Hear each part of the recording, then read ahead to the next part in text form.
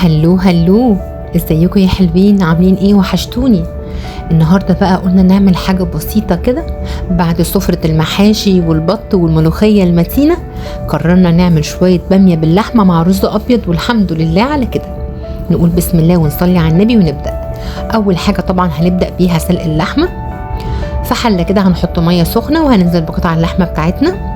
طبعا انتوا كلكم شاطرين وحفظتوا خلاص وعرفتوا مرمر بتعمل ايه. هستنى الاول لغايه ما الوش كله يطلع واي ريم او اي زفاره تطلع على وش الميه، وبعد كده هبدا انزل بالمطيبات بتاعتي واحده واحده.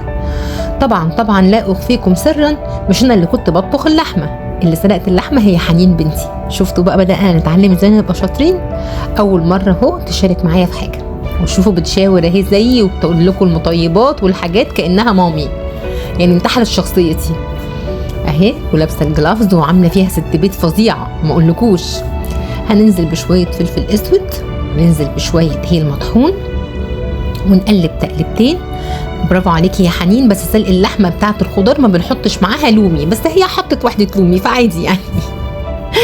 كده اللحمه استوت خلاص. دي بقى انا هنبدا بقى نطبخ طاجن الباميه.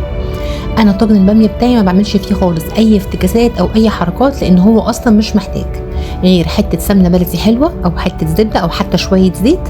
تنزلي فيهم بالبصله بتاعتك تشوحيها كده، بصلتين حجمهم وسط او على حسب كميه الباميه اللي انت عاملاها.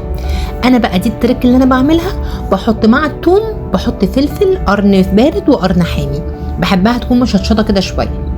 تشوحي كل ده كده مع بعضه، وطبعا عندك مرقه اللحمه بتاعتك فيها كل المطيبات اللي انت عايزاها.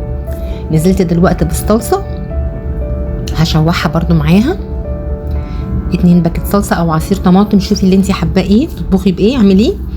بس انا بشوح الصلصه كده عشان ايه؟ طعمها يبقى حلو واي مواد حافظه فيها تختفي مع التشويح. وبعد كده هنزل بالمرقه. طبعا تظبطي بقى الملح بتاع مرقتك، تشوفيه اذا كان محتاج ملح او تمام. خلاص كده الصلصه تمام مع البصل مع الثوم والفلفل القرون اللي قلتلكوا عليه. وتقومي نازله بالباميه بتاعتك. طبعا الباميه دي مقاسها 0، يعني اصغر حاجه. هتقولي لي مرمر انت قبل كده قلتي الباميه بنقليها. بنقليها في ايه؟ في حاجتين، لما تكوني هتعمليها في شوربه او تكوني بتعمليها ويكه عشان ما تنزلش الماده الجيلاتينيه اللي فيها. لكن ده طاجن باميه، فكده كده هو هيطبخ وهيتسبك هيبقى زي الفل. نزلت بقى باللحمه ورشه السكر بتاعتي وتمام. الصوص بتاعها بقى تمام حلو، والباميه قربت على استوى.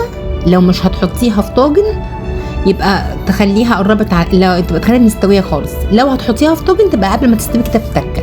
وانا هنا بنزل بعصير 3-4 ليمونات، او لو ما عندكيش ليمون وعندك ملح ليمون حطي، بس طبعا وقتها خدي بالك من الملح.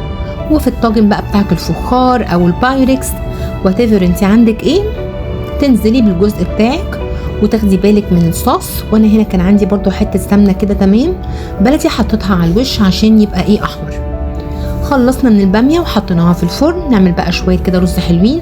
انا بحب دايما مع الباميه رز ابيض.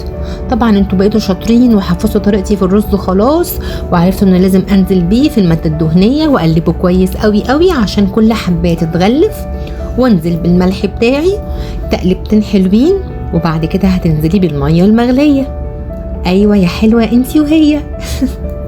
شاطرين يا حبايبي ما شاء الله. انا بفرح جدا بالبنات الصغيرين، اصحاب البنات عندي لما بيتكلموا ويقولوا لي يا طنط بقينا بنعرف نعمل اللي حضرتك قلتي عليه. حلو جدا ان حد يشجع البنات.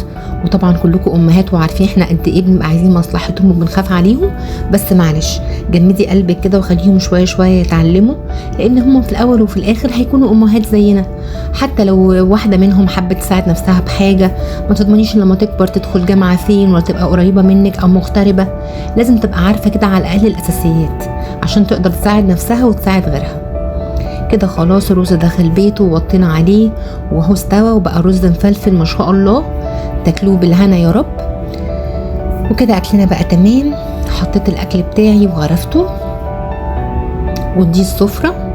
حمصي بقى كده جنبهم شويه عيش، والوش بتاع الباميه احمر اهو مع الليمون. طبعا شويه شوربه او عصير، شوفي انت عايزه ايه. عندك شويه بتنجان مخلل او شويه سلطه هيبقى حلو قوي معاه. بس بصراحه بقى انا كنت فرهضه ومش قادره اعمل اكتر من كده خلاص. لو بتتفرجوا على الفيديو يا رب يكون عجبكم. لايك وشير وسبسكرايب وكومنت حلو، بكون فرحة بيه جدا. ما ننساش نصلي على النبي دايما وندعي بالفرج وندعي لكل اخواتنا. بحبكم قوي قوي قوي. ولو بتتابعوني على الفيسبوك او التيك توك او الانستجرام، فولو ولايك وكومنت. احبكم جدا، اشوفكم على خير، هتوحشوني. باي باي.